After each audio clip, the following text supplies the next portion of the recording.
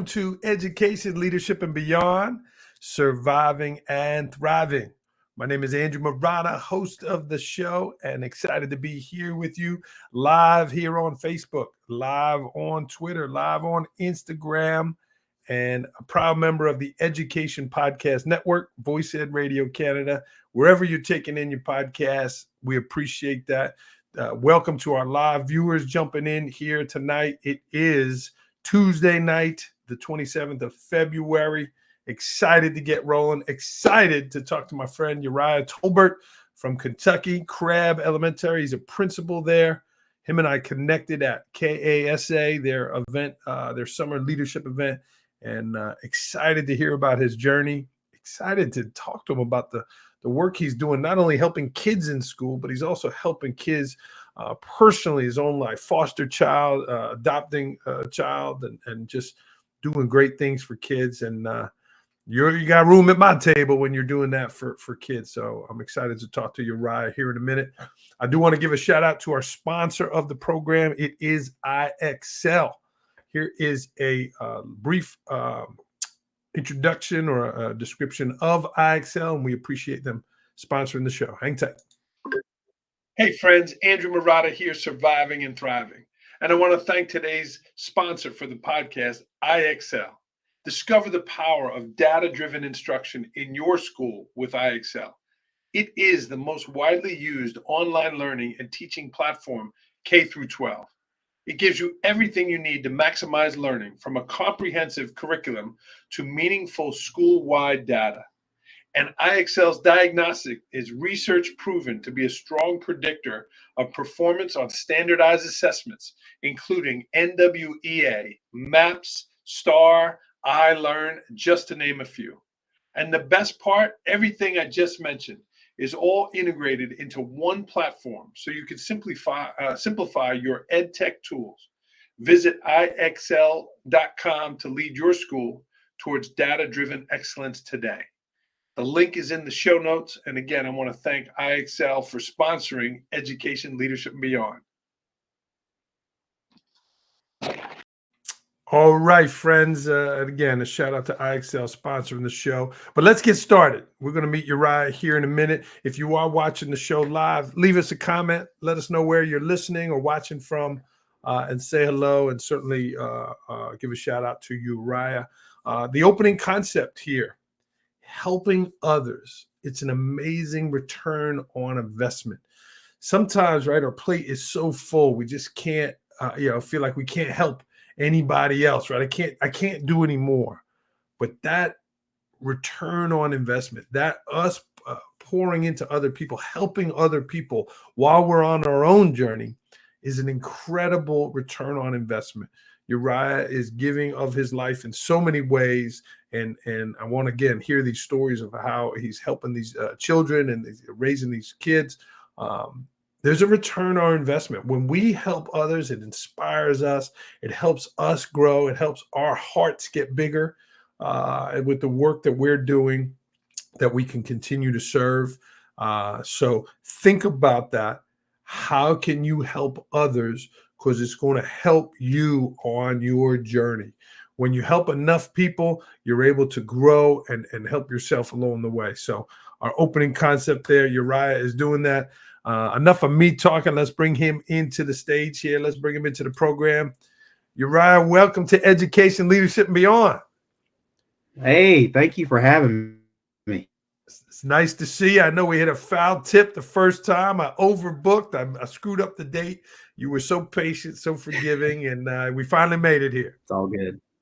Yeah. How was your school day Absolutely. today? Uriah is the principal at Crabbe Elementary. How was school today, Uriah? It was pretty good. It rained a little bit. Today was also Kona Ice Day, so they really love that. It's a shaved ice that we do every month fundraiser, and it was a pretty good day today. Did they comment on the bow tie? Is that something you wear all the time? What'd they say about the bow tie? I got two of these, man. I got one in blue and gray too. They get a kick out of the bow tie. I got to get me some more, but they definitely get a kick out of the bow tie. It looks sharp. Now I'm gonna put you on the spot. We're on live. You know that. Is it clip on, or you learn that? You know how to tie Nah, that? it clips in. Yeah. I'm gonna work on that tying one. Yeah. Little trick of the trade there, but it looks sharp. Again, friends, this is Uriah Tolbert, principal, Crabbe Elementary. He's in his 6th year. Uriah, you're at that point of becoming an experienced principal, right? You've done 5 years. You've gotten comfortable. What's something that you know now, or you've learned now, that you wish you knew when you were a 1st or 2nd year principal? Man, well, you got to remember and recognize that I was principal when COVID hit. So right in the midst of COVID, I'm already a principal and having to make decisions and whatnot. I tell you, just being able to act on a whim, just being able to just make decisions. And if I had that, maybe my first year could have been a little bit more less stressful, you know. But and also rolling with the punches. Sometimes things don't always go your way, and sometimes your schedule gets messed up, or sometimes it gets interrupted. Just roll with it. Right, it's like being on stage, right? Something goes wrong at the school play, you just roll with it. Roll with it. Yeah, for sure. Tell me about an initiative or something that you're doing this year that you're really diving in on the work. What are a couple of your initiatives in your 6th year as principal at Crabbe Elementary? Well, one thing that we are doing is we're doing a push-in collaborative model with RTI and special ed teachers. So basically, and our special ed instructional assistants, they're actually, instead of pulling kids out of the classroom during that core instruction, they're actually pushing in and running small groups. We do centers, a center-like collab, all the way through 5th grade, K through 5th. Nice. And we have adults in the rooms with the children. And one thing that it actually has done is it's gotten attention of other districts. So my school is actually kind of like a model school for two of our leadership places here, KEDC and KVEC. So we've got I think Pikeville is coming sometime this next month, just to kind of look at our model. Wow. And my superintendent was very impressed with what we're doing. We're seeing growth in reading and math. Really, we're seeing growth in all the subjects. Kids are making relationships with, not just their own classmates, but when we switch classes, they're making relationships with other teachers that are in the building, and they're getting to know the building. Beautiful. Good for you, and good for you for keeping those kids in the room and working with them right in there. Uriah, if I asked your teachers in the building, what's Principal Tolbert's leadership style, what would they say? Well, I've heard many. I definitely am a servant leader. That's one thing that I am. If something needs to be done and someone's not there to do it, I'm going to do it. And that could be, I've had custodians out, right? I'm the custodian. I'm in that gym, making sure that gym is ready for a cafeteria. I'm also, this may make you laugh, I'm also a bus driver when it comes time to that.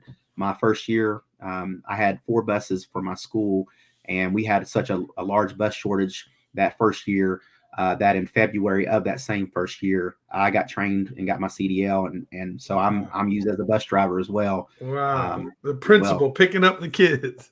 That's it, man. That's it. I also will say that, I do, one thing I'm probably learning is more about delegation, but I'm also a transformational or transitional leader too. I want to see change, but I want to also see you be successful within the change. So you're on the team. I want you to be a part of that team, and I want you to be able to share your ideas. And I'll tell you if I don't like them. I'll be honest with you. But I like to try new things, and that's probably what I would say. More so servant leadership, though. Yeah. And what about the kids? If I ask the kids, if I walk down the hallway of Crabbe Elementary tomorrow and said, "Hey, kids, tell me about Principal Tolbert," what would the kids say? He don't play. That's what they would say. They would say no. They would probably say that. I feel that they would say that they They are loved. They feel the love that I show, that I want what's best for them. And I'm going to do whatever I can, however I can, when I need to make sure they get whatever they need. What a beautiful answer, Principal Tolbert. That was beautiful. If you're watching the show live, there's a number of people watching live. Say hello. Let us know where you're watching from, whether it's Kentucky or up here in the Northeast. We'd love to have you say hello and join us here at the show.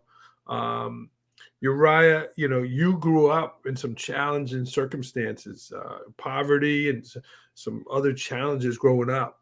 Tell me about your struggles there and how you still continued to get your education, and then the next step to turn around and become an educator. Tell me about some of those challenges. Well, growing up, I know what it's like to struggle, and housing and food and all that, just basic needs. My grandmother raised me and my sister. My sister's 4 years older than I am, and then I have a younger brother also. I'm one of three on my mom's side, and then my dad's side, I'm the oldest, so I'm one of four there. But being able to grow up and have to learn how to survive with little to nothing really kind of opens up your eyes. I knew growing up I didn't always want to be like, struggling, and one thing that I do a credit to is my grandmother was very into church. We went to church even when we didn't want to go to church, and so that's not just my kids; it's the other kids. Right, Yeah, right. I thought it was just my kids. No, but I'm so appreciative of my relationship with Christ. But growing up, I had a lot of people that pushed me, that did not allow me to make excuses. Yeah, I may not have had the Nikes. I may have had the Walmart, with the Velcro on them, but I had some shoes, right? I may not have had the Aeropostales and stuff like that, but I had everything that I needed based on other people helping us. And I knew Hatcher Elementary was the elementary school I went to, and the staff there, it's no longer open. They closed Hatcher and consolidated it into another building, the building that I'm the principal at now, actually. But they followed me. So when I left Hatcher Elementary, when I went to the middle school, when I went to the high school, I did not know this until I was hired as principal here.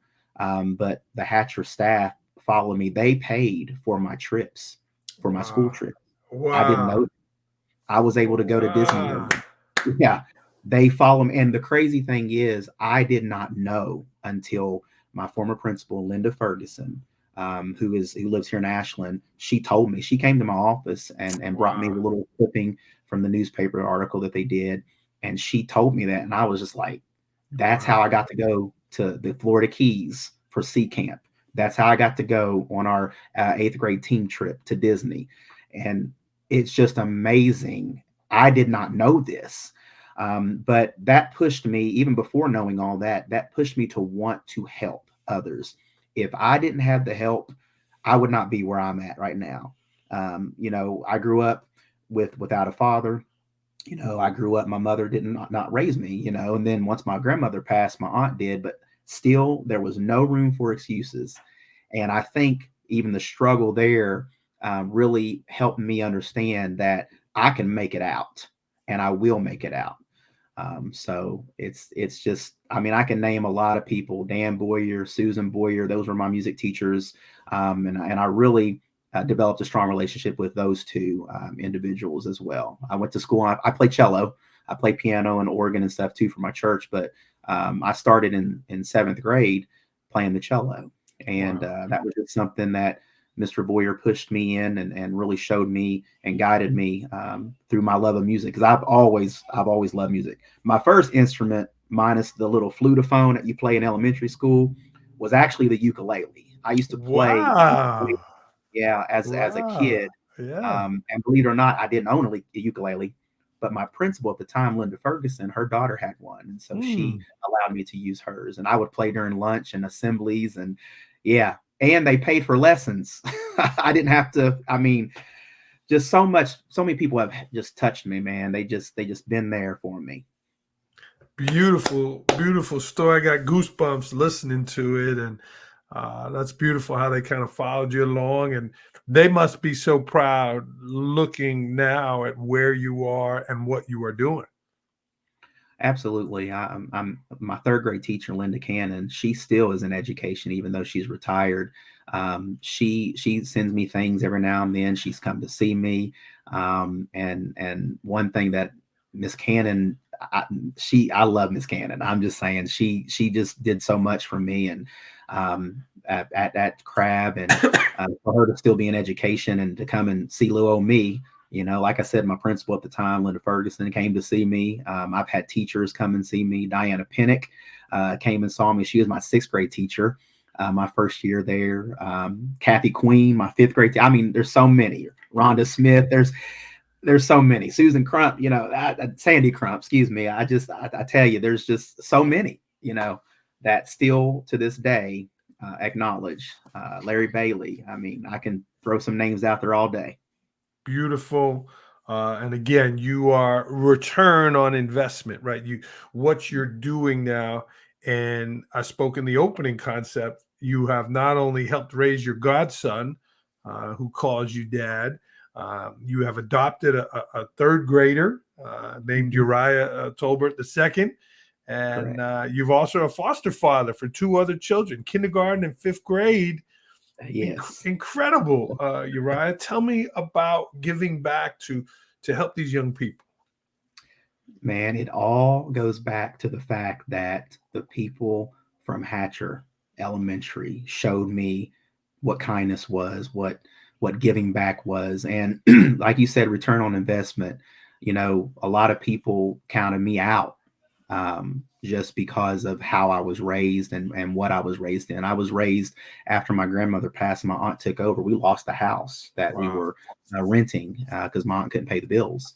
And so we ended up moving back into government housing, Hillcrest Apartments here in Ashland, Kentucky. And I was raised there. And, a lot of the talk was, oh, well, he's from, that place over there and they ain't got nothing, this, that, and the other. And, it may not have been a mansion, but it was my home, and it was a roof over our head and whatnot. But everything stems back to the fact that people helped me. And if they didn't, I want to make sure that I return that, and especially in my own community here in Ashland, but they're seeing their return on investment. And I wanted to make sure if I can just show one person, you can make it, you can go to school. You don't even have to really go to college. You can do a trade school. You can do, carpentry, whatever the case may be, whatever you put your mind to doing, you can do even through the struggle. And so, I feel that eventually I'll get to see that return on investment, but I'm doing it because people did it for me. Beautiful. Well done. Erin King is watching from Harrisburg. She's giving you a shout out, saying how proud she is of you.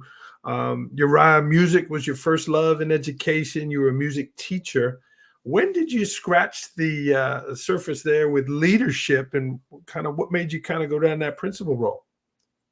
So I've always wanted to be a principal. As long as I can remember, it was a principal, veterinarian, and a cop. Wanted to be all three, and you had to decide which one you can do. Well, those are in the job description of a principal these days. I mean, you're doing those as well. you tell them the truth on that. That's absolutely right. I was a double major my first year at Eastern Kentucky University as a police studies major and a music major. Wow! But it was too much. So I had to make a decision, and I chose music. But, just seeing all the leaders that have been in my life, all the principals have been in my life.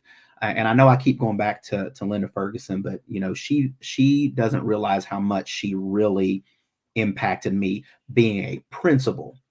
The principal would check on me, would come to the house and check on my grandmother. You know what I'm saying? The principal, like, why would the principal be doing that?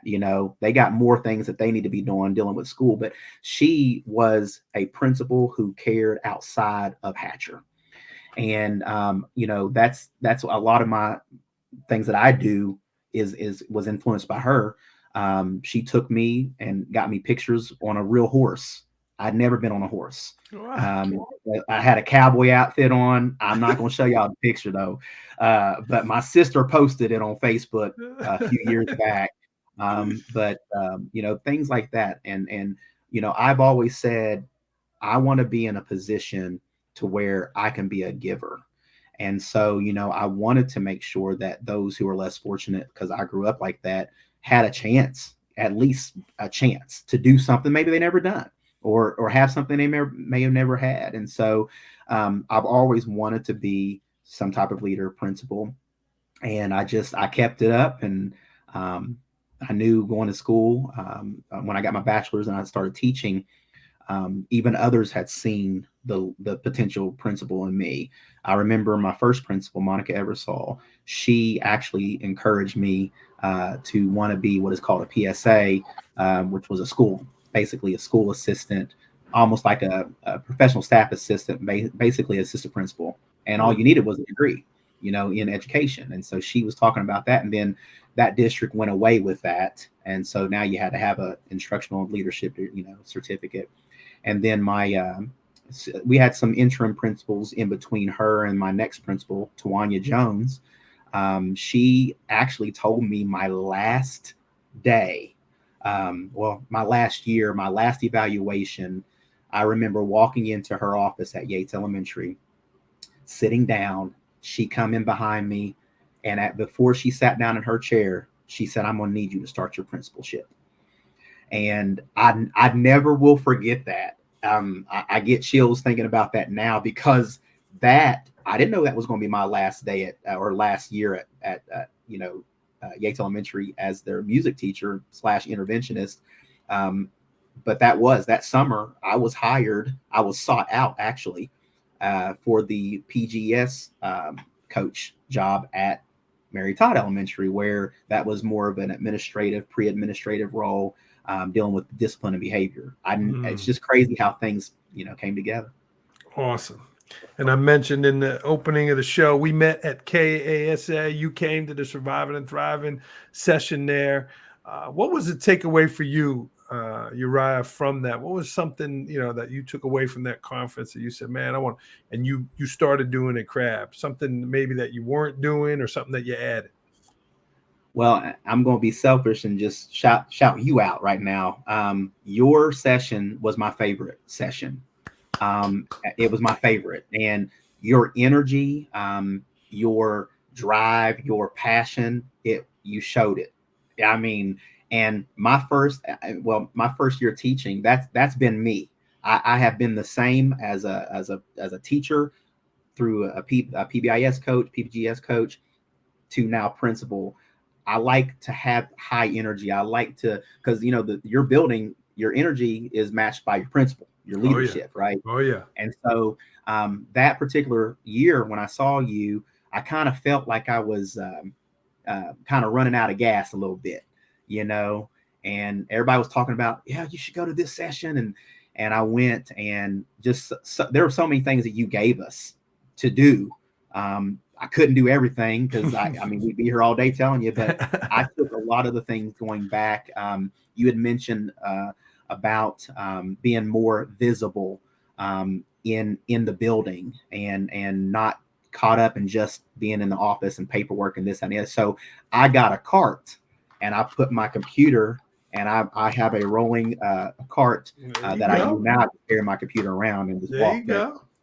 That was one thing that I wanted to do. And I know my staff really wanted to see some more presence of that. And the kids too. Just recognition of staff, playing a role in, you know, telling them, hey, you're appreciated, you know, and just telling them a good job, or, hey, how you doing today? Or tell me about your weekend, you know, because I don't want to be seen as just the principal. I feel that my first year I had to be the principal because, you know, Crabbe Elementary needed some transformation, needed some changes. And I was hired to make those changes, right? And I modeled it off of, I don't know if you're familiar with the movie Lean on Me. Yeah, that's my favorite movie. Okay. It's been my favorite movie as a kid. And that also helped encourage me wanting to be a principal as a kid as well. So I watched that movie all the time. And so, you know, I had to be Joe Clark my first year, and it was tough. But we are seeing some great things happening at Crabbe. And, you know, when I had your session, I realized that now it's time to blend in a little bit more fun and goofiness and just some of my outfits. You know, this is cool, right? You know, but around the holidays, man, I got some loud blazers, man. I'm just telling you. Nice. Yeah. Nice. Well, Yeah. that's So just beautiful to hear, and I'm glad Uriah walked right up to me afterwards. We shook hands. He said, "Me and you got to connect." I loved it, and absolutely. I knew we had some kindred spirits there. So thank you for that, and I'm glad to hear it had an impact on you and our fellow principals. If you are watching the show, like Aaron, jump in, say something, say hello, and certainly give Uriah a shout out. Uriah, we also talked off air about being in classrooms. And one of the things we've both had experience with is IXL. And I talked about it to open the show, but from a leadership standpoint, what has IXL done from you or done for you? How did you view that program and how has it helped your kids?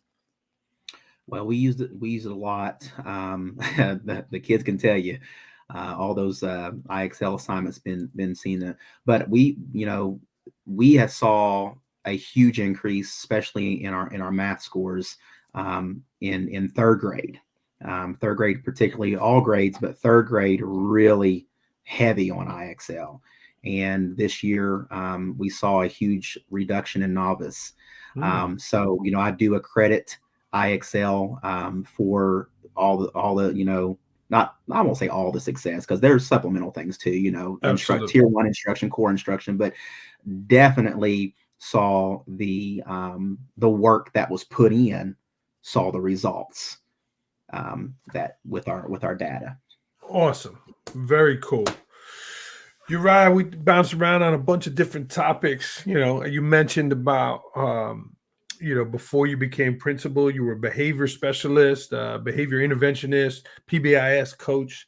What did you learn from those experiences that now help you understand kids better, help you understand those behaviors that are causing disruptions in classrooms?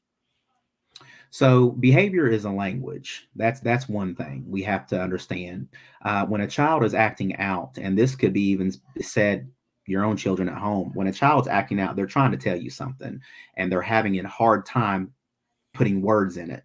So when chairs are being thrown, right, when they're cussing you out, when they're, just mad and they're throwing a tantrum, there is a reason behind that. And so being in that role brand new, I had some training, shout out to Fayette County Schools in Lexington, Kentucky. That's where, I started my teaching education. But they sent me to so many places to be able to understand what behaviors and why. And so you have to know the whole child. I got to know from the brain, to body language, de-escalation, escalation, the escalation cycle, being able to go. I got to go to New York City and to Chicago for some training. Nice. Never been there before. It was great. They paid for it, and so being able to have a lot of professional development over, and then a lot of my own experiences as a kid. I wasn't always an angel. I'll just say that. I got in trouble a little bit too, but being able to recognize the why behind the behavior, or to recognize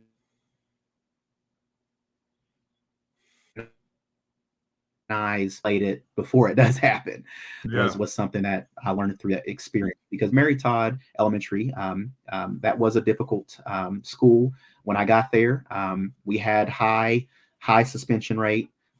We had high office discipline referrals. We had over 300 my first year there. Matter of fact, 300 exactly discipline referrals and 80 suspensions. Wow. And the second year, after getting some training under my belt and understanding, we were able to reduce that with my PBIS team, because it was a team effort. They called me Mr. T when I was there, but it was a team effort. And so we reduced that in half. And then my last year, which we ended up hiring a new principal and a new admin dean, and then I stayed there. we only had 6 suspensions. So Wow. it took a lot um, of home visits, connecting with parents, long days, man. And that's just the life sometimes. So definitely a credit to him for that. Awesome. Awesome. Uriah, anything that you wanted to talk about that I didn't ask you? Um, what so with COVID hitting, and I know we're not trying to blame everything on COVID because we have to move on. It's been 4 years. COVID is still around. What is your experience in trying to motivate teachers and staff? Because I mean, our kids, they seem to be motivated by just wanting to be in my building. They want to be there. Sure. They don't like missing.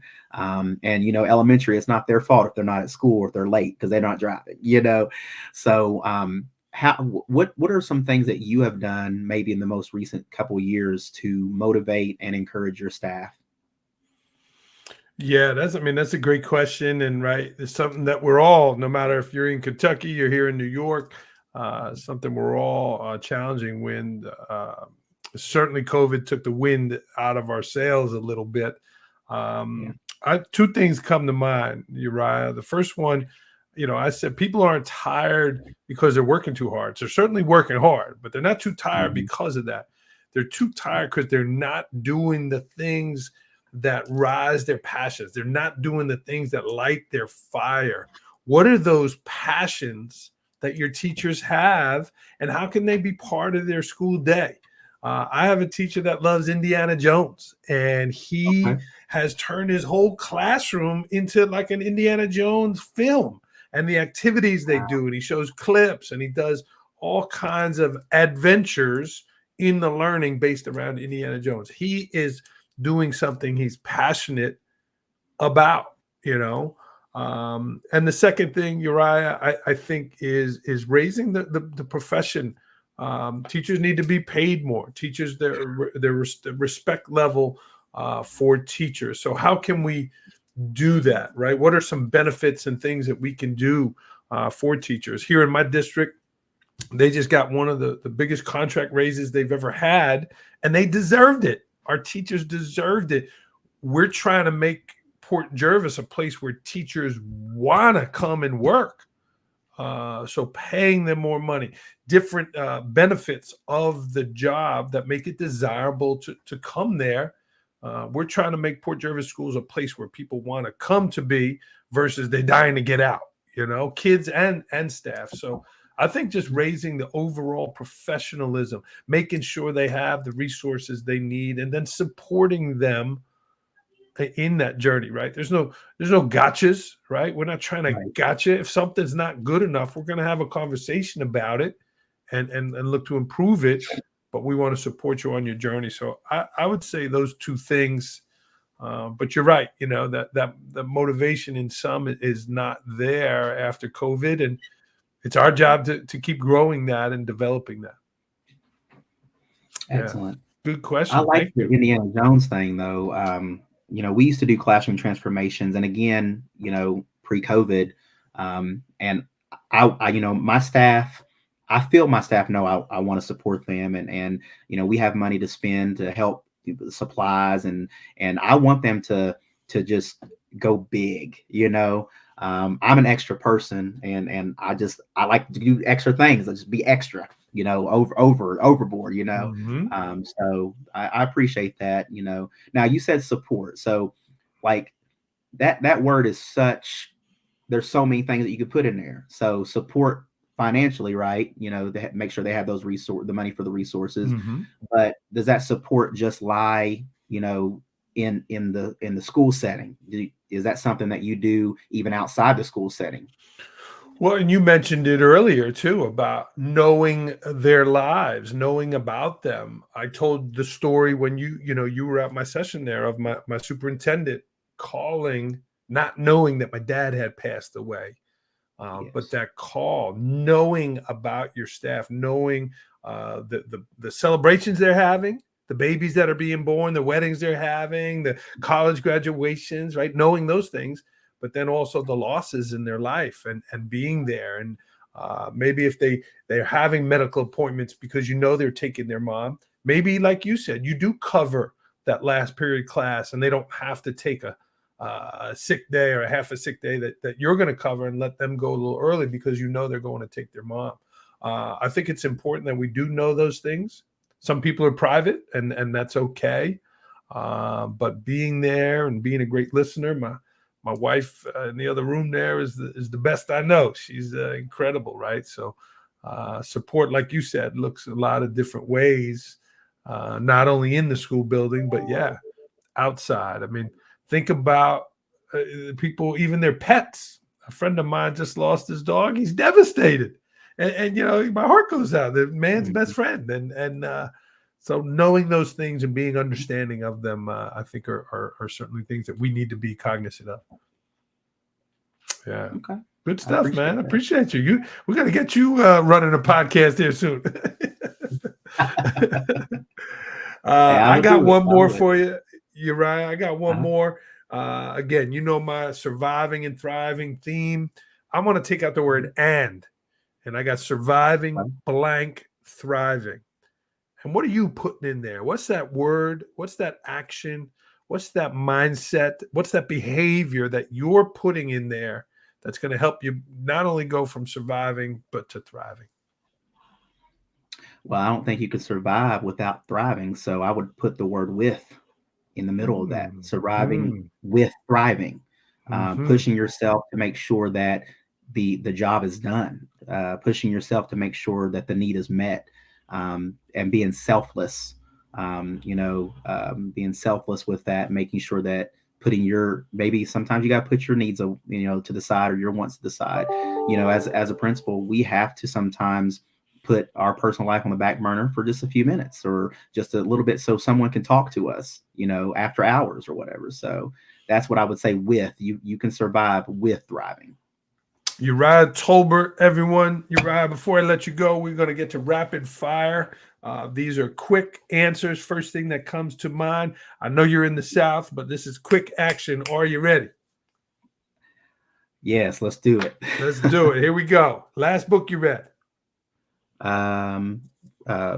Move Your Bus by Ron Clark. Great. Last movie you saw? National Treasure, the second one. Book of Secrets. Those are great. Last concert you went to? Oh man, that was an orchestra. It was a strings concert for one of the schools. Okay. Yeah. Favorite dish? Pizza and breadsticks. Ooh, you're talking to an Italian New Yorker here, Uriah. Or cheese sticks, bread or cheese sticks, either both. Yeah. Beautiful. Favorite place to travel?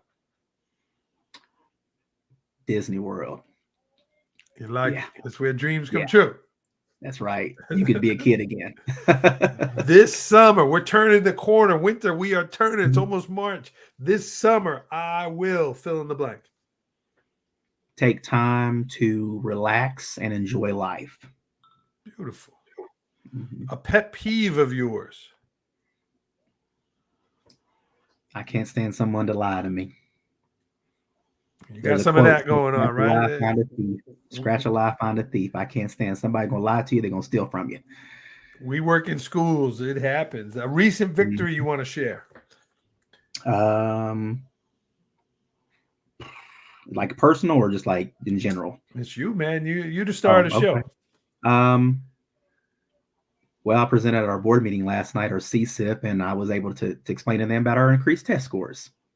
Beautiful. At 8 a.m. on Saturday morning, I feel fill in the blank. Sleepy. You catching up on your rest on Saturday morning. That's right. At 8 a.m. I'm still in the bed on Saturday. Your kindergartner must be knocking at the door though, saying, "Where's my breakfast?" About 9. Yeah. Okay, about 9. Good. One thing you're curious about.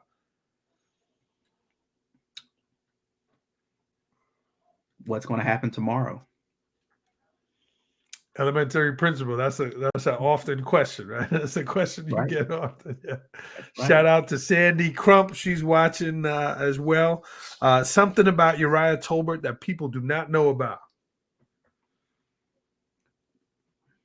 I have a black belt in traditional Japanese Shotokan karate, and I teach it Whoa. to our community. Yeah. Wow. Beautiful. Awesome. Kentucky is fill in the blank.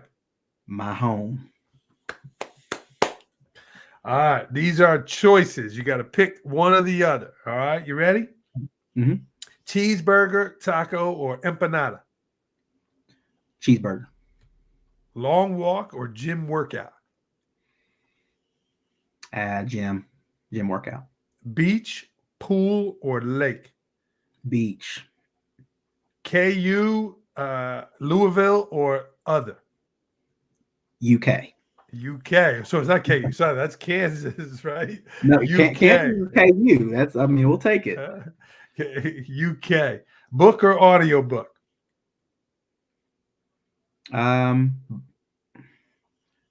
More so probably both. I would do both. Yeah.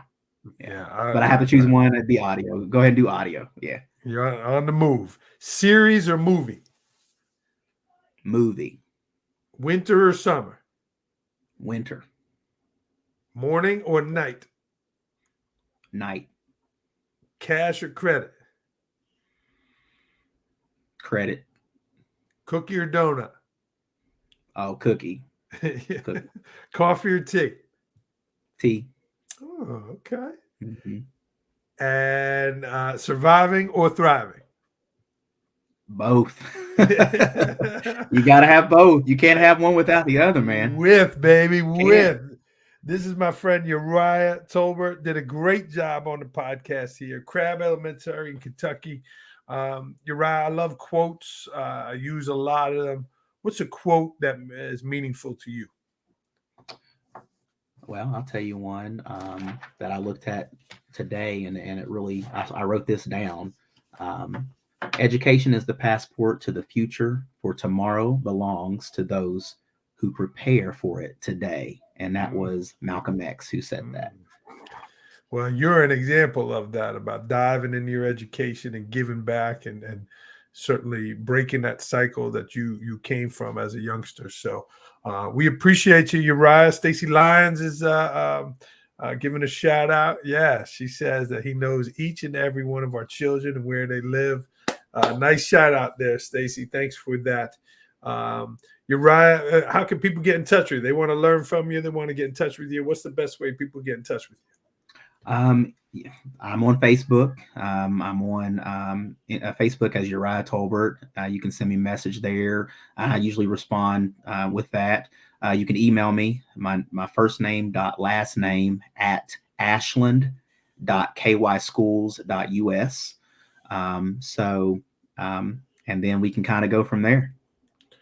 Awesome. You did great this show here. I appreciate you. And certainly not only impacting the kids in your school, but what you're doing, adopting a child and fostering is really commendable. So I commend you and certainly thank you for everything you're doing. Uriah, we're going to end the program here. If I can help you with anything, don't hesitate to reach out at Andrew Murata 21 on Twitter. And Uriah, you stay on the line a sec, okay? Yes, sir. Thanks for having me. All right. I wish you the best. I wish you Crabbe Elementary the best. Stacy, thanks for tuning in. Aaron, Sandy Crump, and again, a shout out to IXL for their sponsorship. Their link is in the show notes, and we're going to sign off here on Education, Leadership, and Beyond. Keep surviving and thriving, everybody.